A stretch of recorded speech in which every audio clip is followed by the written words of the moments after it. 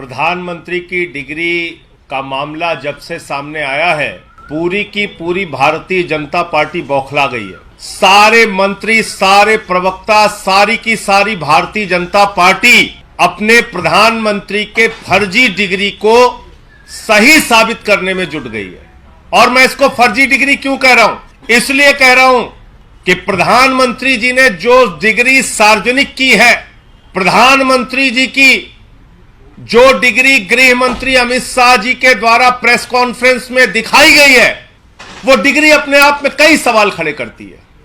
अभी सिलसिलेवार करके मैं आपके सामने बताऊंगा। लेकिन एक बात बहुत स्पष्ट है कि भारत के चुनाव आयोग का नियम यह कहता है कि अगर आप अपनी संपत्ति के बारे में कोई गलत जानकारी देते हैं, अगर आप अपनी डिग्री के बारे में कोई जानकारी गलत देते हैं, तो आपकी सदस्यता रद्द हो सकती है। यानी भारत के प्रधानमंत्री की डिग्री जांच करा ली जाए, वो फर्जी निकलती है, तो मोदी जी की सदस्यता पूरी तरीके से रद्द हो जाएगी। वो न सांसद बचेंगे, न चुनाव लड़ने के योग्य बचेंगे, क्योंकि एक बहुत बड़ा फर्जीवाड़ा है भारत के प्रधानमंत्री की ओर से। तो इसलिए अब मैं आपको सिलसिलेवार करके बताऊंगा कि इनकी डिग्री फर्जी कैसे।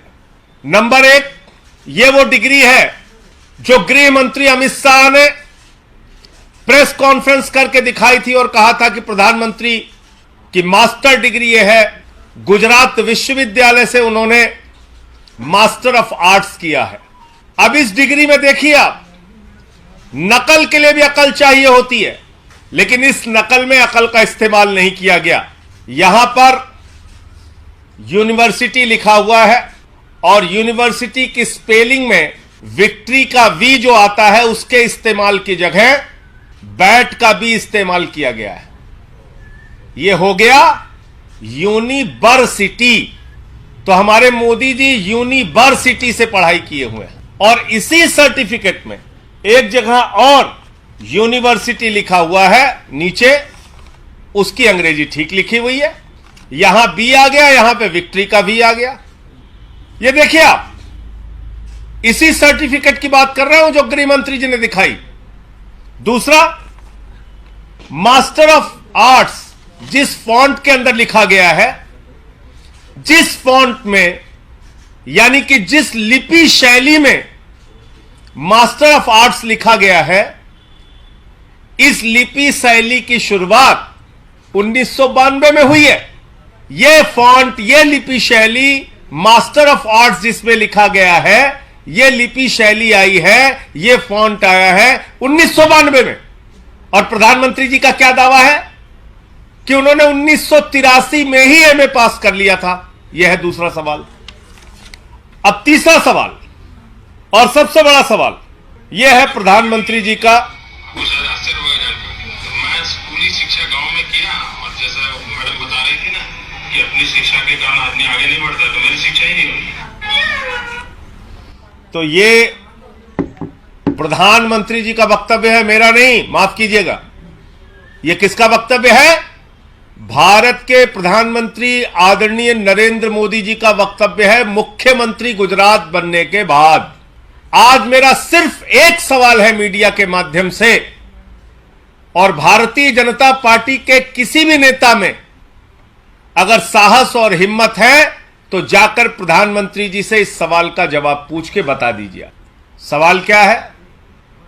79 में और 78 में अगर बैचलर डिग्री दिल्ली विश्वविद्यालय से प्रधानमंत्री ने कर ली, 1983 में मास्टर ऑफ आर्ट्स की डिग्री गुजरात विश्वविद्यालय से कर ली, अगर आपकी 1989 में बीए की डिग्री हो गई, 1983 में एमए की डिग्री हो गई, तो भैया प्रधानमंत्री जी देश के सामने इस बात का खुलासा कर दीजिए कि फिर 2005-6 के दौरान या मुख्यमंत्री बनने के बाद का ये जब का भी भाषण है, आपने क्यों एक टीचर को संबोधित करते हुए कहा कि आपकी कोई शिक्षा दीक्षा नहीं है, स्कूली शिक्षा के आगे आप नहीं पढ़े?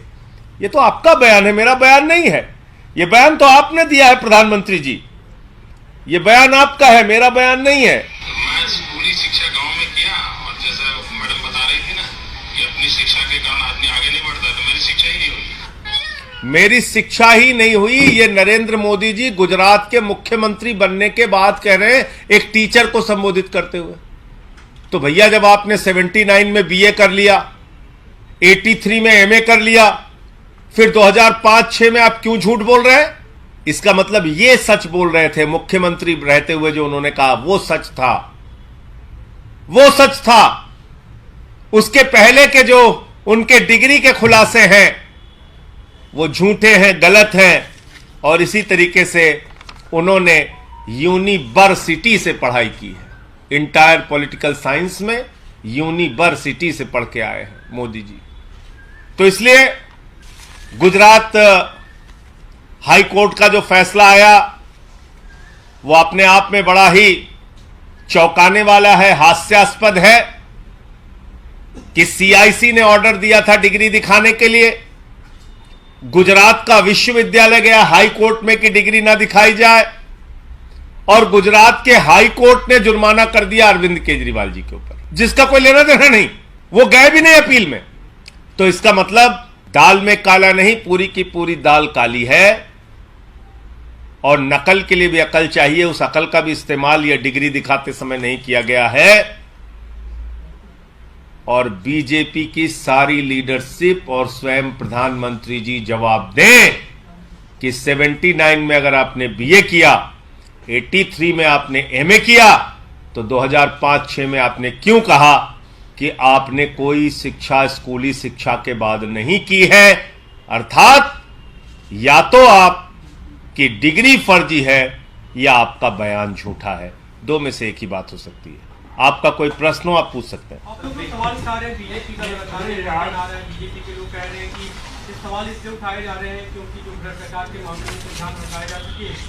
और देखिए, भ्रष्टाचार के मामले में क्या बोला जाए? भ्रष्टाचार तो मोदी जी के साथ आसमान में घूम रहा है। इस भ्रष्टाचार का जवाब कौन देगा? यह भ्रष्टाचार जो आसमान में घूम रहा है अडानी वाला, जिसमें आराम से लेटे हुए हैं मोदी जी, कह रहे हैं लूट ले बेटा लूट ले, सारा हिंदुस्तान लूट ले। देखिए आप, ये तस्वीर भूल गए आप? ये अडानी की तस्वीर है। अपनी राजनीतिक सत्ता को बचाने के लिए नरेंद्र मोदी जी ने अडानी के माध्यम से अपनी आर्थिक सत्ता खड़ी की और एक ही व्यक्ति को कोयला दे दिया, गैस दे दिया, बिजली दे दिया, पानी दे दिया, सड़क दे दिया, स्टील दे दिया, सीमेंट दे दिया, सीपोर्ट दे दिया, एयरपोर्ट दे दिया, आकाश से पाताल तक सब कुछ दे दिया, 2.5 लाख करोड़ का कर्जा दे दिया, 86,000 करोड़ का कर्जा माफ कर दिया। और उस अडानी ने क्या किया? 38 फर्जी कंपनियां दुनिया के तमाम देशों में अपने भाई के साथ मिलकर खोली। अकेले एक पते पे 6 कंपनी खोलकर मॉरिशस से 42,000 करोड़ रुपए अडानी की कंपनी में लगाया गया। ऐसे लाखों करोड़ रुपए का घोटाला और भ्रष्टाचार और काला धन अडानी की कंपनी में लगा है, जिसके हवाई जहाज में बैठकर भारत के प्रधानमंत्री घूमते हैं। आज तक इस घोटाले पर जेपीसी क्यों नहीं बनी? सारी की सारी पार्लियामेंट की पार्टियां एक स्वर में मांग कर रही हैं, जेपीसी बनाओ, जांच तो कराओ। जांच नहीं कराते क्योंकि घोटाले में भारत के प्रधानमंत्री और भारत की सरकार सर से पांव तक डूबी हुई है। यह है सच्चाई। और कोई प्रश्न हो आप लोगों का? धन्यवाद। गुजरात हाई कोर्ट के सामने आया जो 2002 के दंगे के जो मामले में जो रेप और मर्डर के आरोपी थे उन 26 को रिहा कर दिया गया है।